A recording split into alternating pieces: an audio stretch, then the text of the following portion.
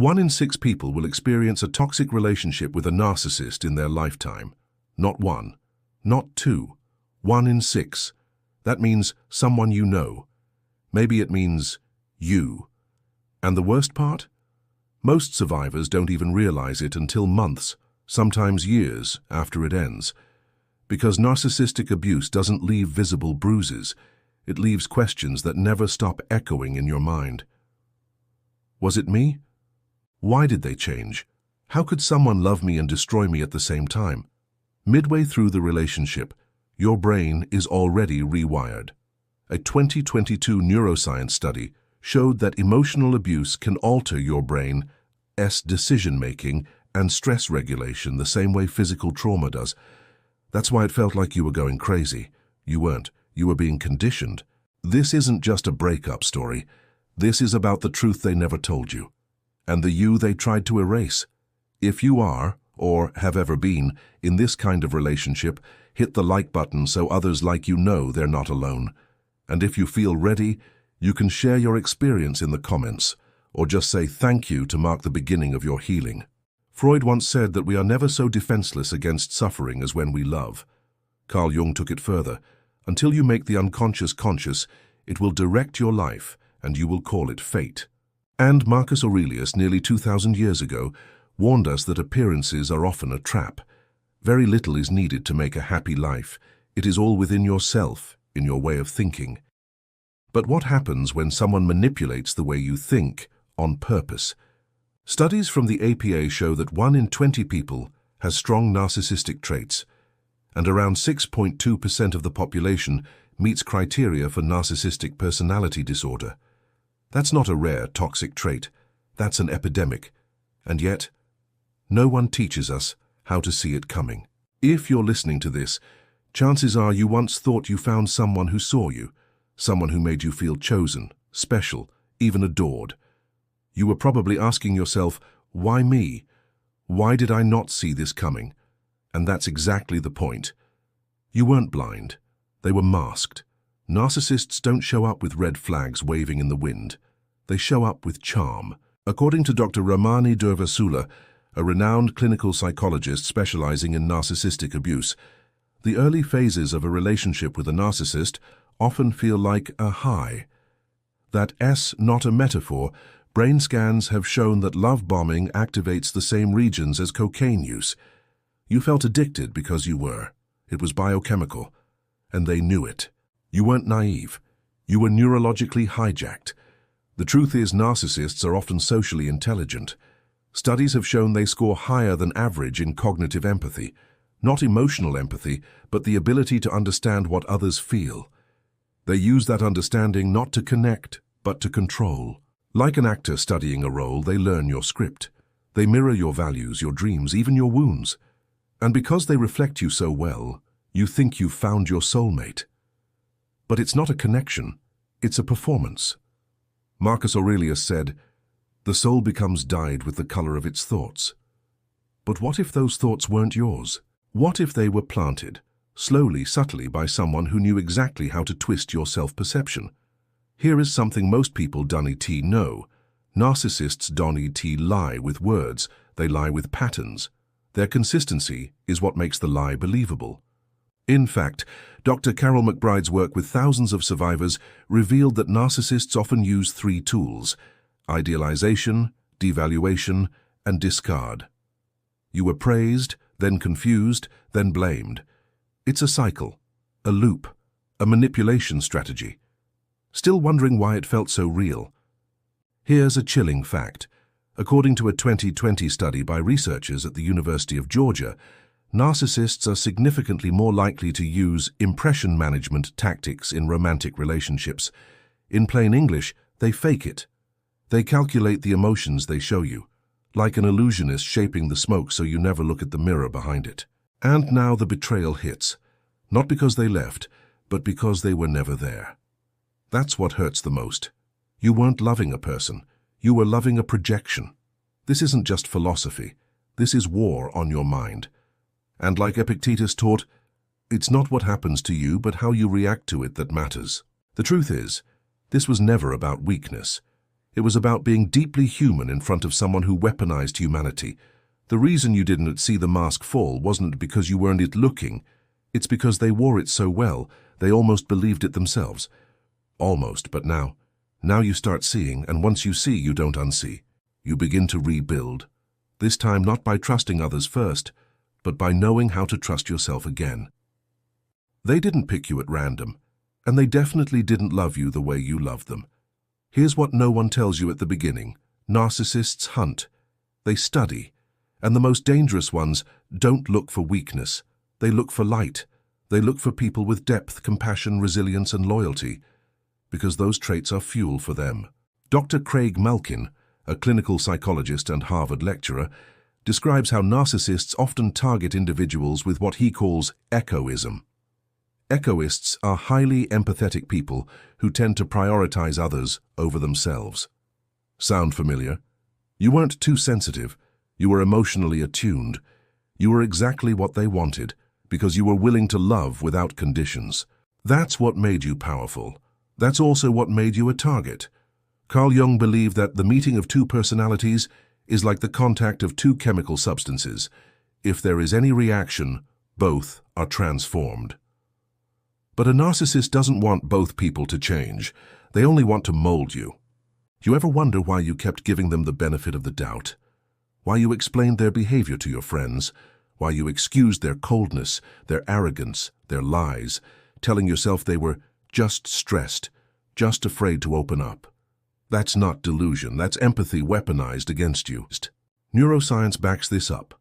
When you're bonded to someone emotionally, your brain releases oxytocin, the trust hormone.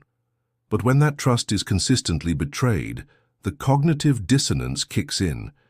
You start to doubt your own instincts, your own logic. This is where the real damage happens, not from the abuse itself, but from your mind trying to make sense of it. You become split. You feel crazy you aren't. According to Dr. Jennifer Fried, betrayal trauma occurs when someone you depend on for survival or love violates that trust. It's not just a breakup, it's a psychological collapse. And narcissists exploit that mechanism with chilling precision. Let us be brutally honest. They chose you because you wouldn't fight back right away. Because your first instinct was to understand, not to retaliate. Because you believed that love meant holding on, not walking away. That's not a flaw. That's emotional courage, and they saw it, they used it. Epictetus said, first say to yourself what you would be, and then do what you have to do. But how can you know who you are when someone has been slowly dismantling your self-concept, praise by praise, silence by silence, wound by wound? Here's a truth that stings, but also frees you. Narcissists don't love their partners. They love what their partners reflect back to them. You were a mirror, and when your reflection no longer served their inflated image of self, they cracked the mirror and blamed you for the shards. But you're not broken. Real data from post-narcissistic recovery studies show that survivors often emerge stronger, more self-aware, and even more emotionally intelligent than before. Why? Because once you've been burned at that level, you learn to rebuild from a deeper foundation. You stop waiting for permission to be enough. You start reclaiming your boundaries, not as defense mechanisms, but as sacred space. Seneca said, "No man is more unhappy than he who never faces adversity, for he is not permitted to prove himself." You were chosen because you had something real, something radiant, something they could never generate themselves. You're not crazy. You were simply their favorite kind of victim, the kind who loved too hard and expected too little. But that ends now. The fact that you're still listening, still searching, still standing, means they didn't destroy you, and that is what they never saw coming. There's a quote by Epictetus that hits harder after a narcissistic relationship. People are not disturbed by things, but by the views they take of them. What if the view you had of the relationship was never really yours? What if the entire game was rigged from the start, and you were playing with rules that didn't exist? Narcissists don't play fair. They play psychologically. And the worst part, they never tell you the rules, because the moment they do, you'd realize you've already lost. Let's break this down with brutal clarity. Gaslighting isn't just a buzzword. It's a tactic backed by science. Dr. Robin Stern from the Yale Center for Emotional Intelligence defines it as the systematic attempt by one person to erode another's reality. That erosion doesn't happen with screaming or violence. It happens quietly, one contradiction at a time, one denial, one twisted memory. You ask, "Didn't you say that yesterday?" And they smile. You're always imagining things. You start second-guessing what you heard, what you saw, even what you felt. And that's not a mistake, it's design. In a landmark 2018 study on trauma bonding, researchers found that the more inconsistent and unpredictable the affection from a partner, the deeper the emotional attachment can become. Why? Because your brain craves resolution. It hates uncertainty. So when they shift from warm to cold, from praise to punishment, your mind kicks into survival mode. You begin working for their love like it's a prize. But love should never be a reward. Think back. How many times did you explain their behavior to yourself instead of confronting it? How many times did you say, "They were just tired," or "maybe I pushed too hard"? That is cognitive dissonance at work, a clash between what you know deep down and what you're being conditioned to believe. The silent rule was, don't trust your instincts. And the more you ignored yourself, the easier it became for them to control the narrative. Carl Jung once wrote, "The most terrifying thing is to accept oneself completely." Narcissists fear self-acceptance because their identity is hollow. So they project that fear onto you. They make you question your worth, your power, your intuition. They build a world where they are the authority, and you are just too emotional, too intense, or too insecure. But you weren't losing because you were emotional. You were losing because the rules changed every time you got close to clarity. Here's something rarely mentioned. Many narcissists punish you for being right. If you catch them in a lie, they withdraw affection. If you express a boundary, they mock you. This is called reactive abuse, where your normal human reaction to mistreatment is turned against you. Suddenly you are the dramatic one, you are the problem, it's a trap, and the goal is simple, to keep you confused enough that you'll stop fighting and start conforming. You probably spent hours rereading texts, trying to find what you did wrong. That wasn't overthinking. That was your nervous system trying to decode a reality that kept shifting. And neuroscience supports this. Victims of long-term gaslighting often develop hypervigilance, a state of constant anxiety where your brain is wired to detect threats, even in silence. That's why your peace felt so short-lived, because it was never real peace, it was emotional hostage-taking. Marcus Aurelius reminded himself, "You have power over your mind, not outside events. Realize this and you will find strength." But what happens when your mind has been systematically twisted? You reclaim it. Piece by piece. Understanding the game doesn't mean you lost. It means you're finally awake. You weren't crazy. You were trained to ignore yourself, and now the training ends. Because once you start asking real questions, once you stop playing and start observing, their power collapses. You begin to recognize the tactics, not just in them, but in others. You see the manipulation for what it is, and more importantly, you begin to see yourself again. Not as a pawn, but as the player who walked away from a game that was never worthy of you. You want to know the truth. After everything they did, after the gaslighting, the silent treatments, the guilt tripping, what do they really think of you now?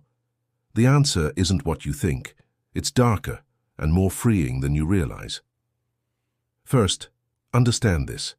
Narcissists don't process relationships the way you do. According to Dr. Ramani, one of the leading voices on narcissistic abuse, narcissists don't feel loss, they react to it. Where you feel grief, they feel insult. Where you feel heartbreak, they feel wounded ego. When you left, or when they discarded you, it wasn't about the relationship ending, it was about control slipping away. So what do they think of you now? They think of you as both dangerous and forgettable. A contradiction, that's the point. Narcissists split people into categories: useful or useless, ally or enemy, supply or threat. You were once useful. Then you became unpredictable.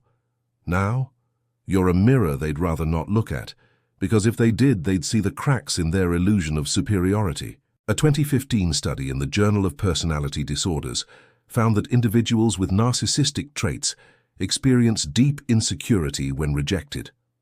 But instead of confronting it, They distort the memory of the person who left. They rewrite the story. To preserve their fragile identity, they must turn you into the villain. You were too needy, too unstable. You misunderstood everything. That's the script they run with, not because it's true, but because their survival depends on it. Still, they stalk your energy. They watch your social media. They check in with mutual friends. They don't miss you. They miss the reflection of greatness they once saw through your admiration. When that admiration vanished, it triggered what Carl Jung called the shadow, the dark side of the psyche we refuse to face. For a narcissist, your growth is a threat, not because they love you, but because they hate losing the narrative. And now you're probably asking, why did they move on so quickly? How can they act like nothing happened? Simple. They never processed you as real. You were a role in their performance. Once your character arc didn't serve their script anymore, they recast. They find someone else.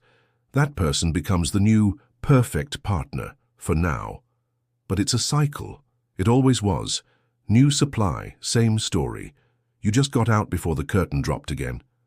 Marcus Aurelius warned us, the opinion of 10,000 men is of no value if none of them know anything about the subject. And no one knows you like you do. What they think of you now says everything about their reality and nothing about your worth. Let's talk neuroscience for a second. According to Dr. Bessel van der Kolk, trauma gets stored in the body. That's why thinking about them still triggers your chest to tighten, your stomach to drop. But over time, your brain rewires. The more truth you face, the less power their illusion holds. Eventually, their voice becomes a distant echo, not a truth, not even a memory, just noise. Epictetus said, if someone succeeds in provoking you, realize that your mind is complicit in the provocation. That doesn't mean it's your fault. It means you can step out of the game.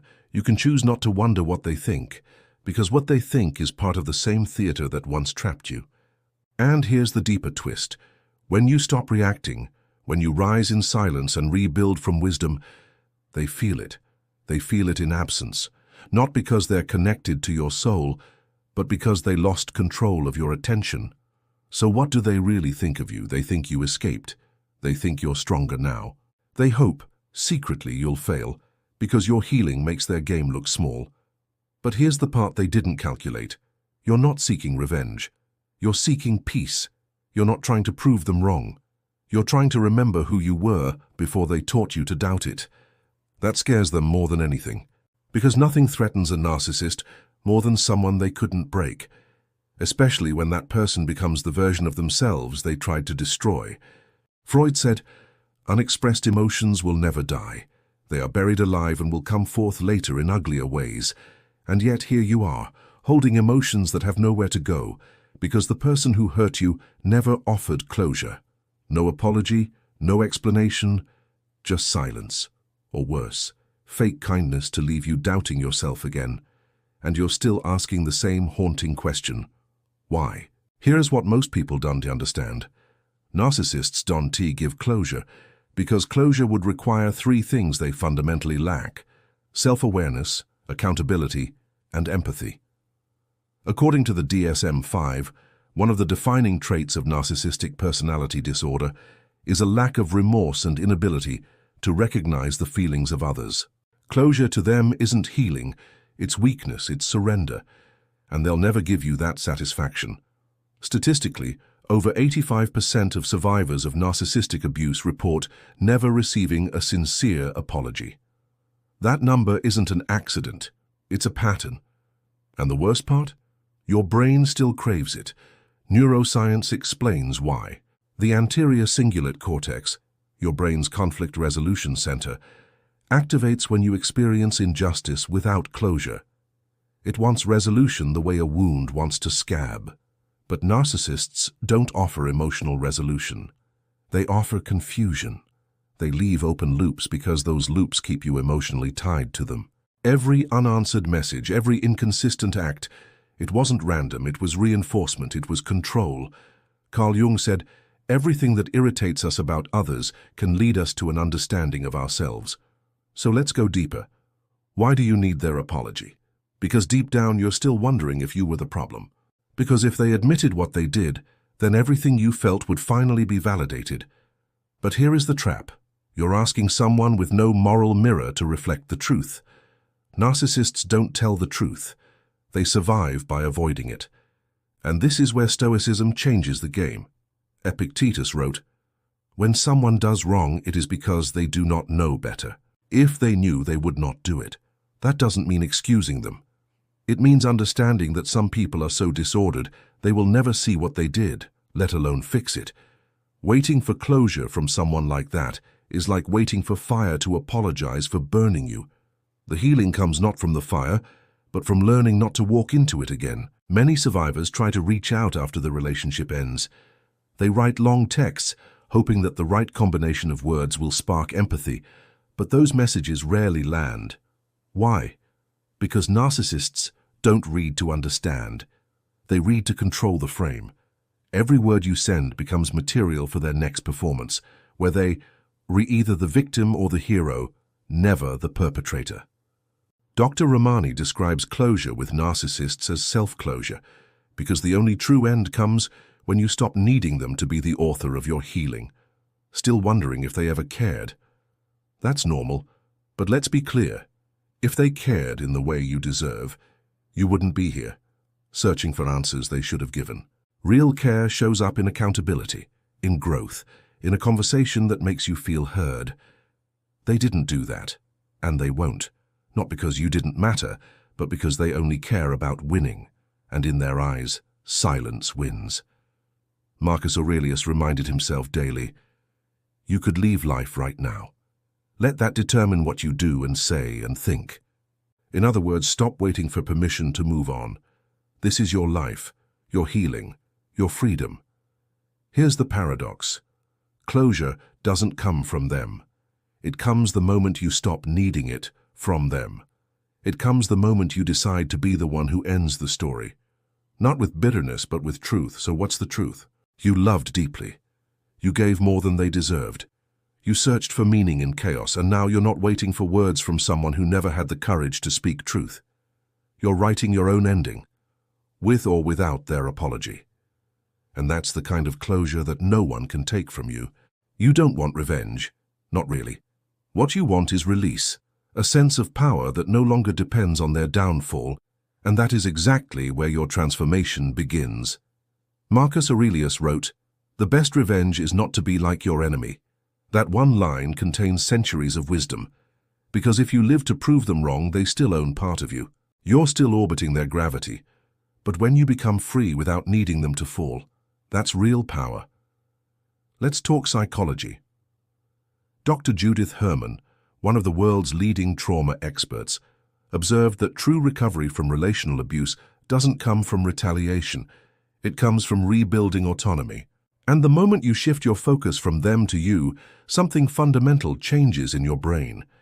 Your prefrontal cortex, the seat of decision-making and identity, starts to rewire. Neuroscientific studies show that emotional regulation improves when you take conscious steps to reclaim agency, even in small ways. That means every boundary you enforce, every no you say without guilt, every time you don't to check their social media, you are literally strengthening your brain's ability to feel whole again. But here's where it gets powerful. Narcissists need you to feel weak, reactive, obsessed. That's the only way they remain important. But once you stop reacting, you break the cycle of psychological reinforcement. You no longer feed the image they created, and they feel it. Carl Jung believed that whatever you resist not only persists, but will grow in size. That's why hating them doesn't help. Every moment you spend consumed by what they did is another moment their shadow darkens your light. But the moment you stop resisting and start observing, that's when the shift happens. You begin to see them not as powerful but as small, not as mysterious, but as predictable. And here is a truth no one tells you. Most narcissists recycle the same cycle with new people, new victims, same script, same ending. You're not the first. You won't be the last, but you can be the one who breaks the chain and walks away wiser. Now let's go deeper. Stoic freedom. Epictetus taught that freedom is the only worthy goal in life. It is won by disregarding things that lie beyond our control. You can't control what they think, you can't change what they did, but you can remove their influence from your mind. Not by force, not by anger, but by shifting the lens completely. So how do you do it? Not by performing happiness, but by building alignment. You stop seeking validation from their silence. You start honoring your own intuition. You return to the small joys they made you forget. The book you stopped reading, the music you turned off, the hobbies they rolled their eyes at. You take back space, hour by hour. And when you do, you stop being someone who was hurt by a narcissist. You become someone who outgrew one. Revenge is reactive, rebirth is proactive. And that's what they never expected, that you would rise without needing to be seen. Let's bring in the science again. A 2021 study published in Frontiers in Psychology revealed that self-compassion practices significantly reduce rumination and resentment in survivors of toxic relationships. That's not spiritual fluff. That's your nervous system recalibrating in real time. Your peace becomes your weapon. Your progress becomes your silence. So here's the truth. The power you were trying to reclaim from them, it was never with them. It was in your choice to stop explaining yourself, to stop waiting for acknowledgement, to stop acting like your worth is still pending their judgment. When you stop performing your pain, you start embodying your strength. They wanted to be unforgettable, but the deeper irony, they become irrelevant the moment you stop trying to forget them. And you become untouchable. You thought they broke you. You thought you lost yourself in the chaos, but what if I told you the storm wasn't them? It was you. You were the storm all along, calm on the surface, unstoppable underneath. You just forgot. Or rather, they made you forget. Slowly, deliberately. Let us begin with a truth from Carl Jung. The privilege of a lifetime is to become who you truly are. Narcissistic abuse strips that privilege away. It distorts your reflection until you forget the shape of your own soul.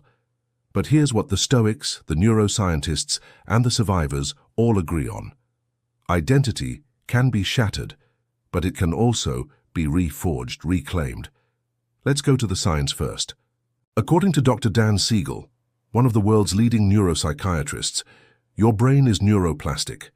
It rewires based on experience and conscious thought. That means every decision you make now, to get up, to speak truth, to rebuild, is literally reshaping your mind. It's not metaphorical healing, it's biological revolution. And the most powerful shift, when you stop asking, why did this happen to me? And start asking, who do I become because of it? Marcus Aurelius, emperor and philosopher, faced betrayal, disease, and war. And still, he wrote, "Look well into thyself. There is a source of strength which will always spring up if thou wilt always look." That strength isn't outside of you.